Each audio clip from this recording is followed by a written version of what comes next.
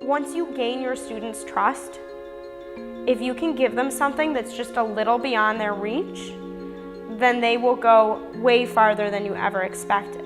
And they will be hooked into that because every kid wants to achieve.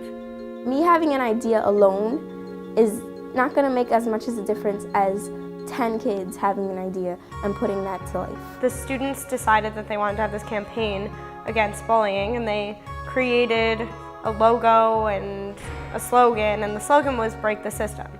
So their idea was that bullying is this system of bad things that kind of happen between victims and perpetrators, between bullies and the people that they bully.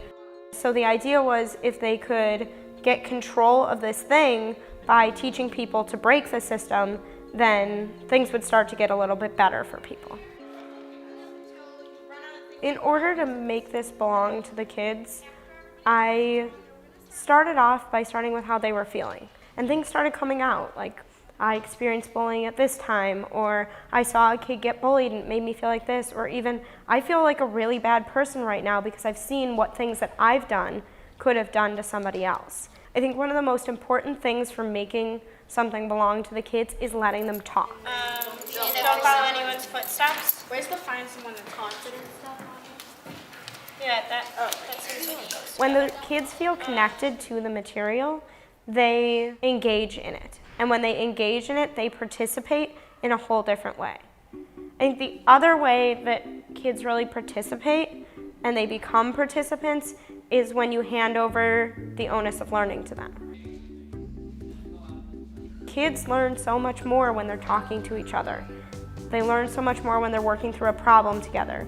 They learn so much more when the feedback comes from each other rather than from this higher power that they hear from all the time.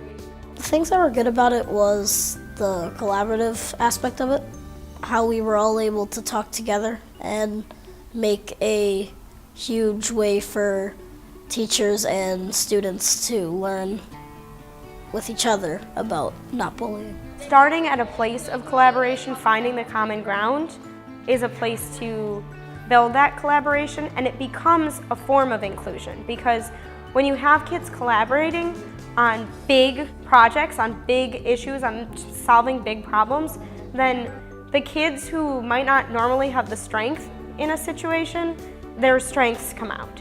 I was scared that this wasn't going to work like we wanted it to, but it did. Like, it really taught me lots of things, not only like as a person, but as a kid. The thing I like the most about the class model is I really like that everything's contextualized.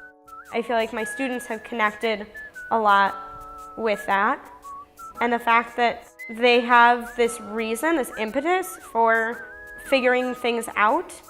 And then on top of it, I think it's really nice to be at a school where we're expected to have students collaborate because I really learned the value of collaboration for kids and how much of a difference that makes for them in learning.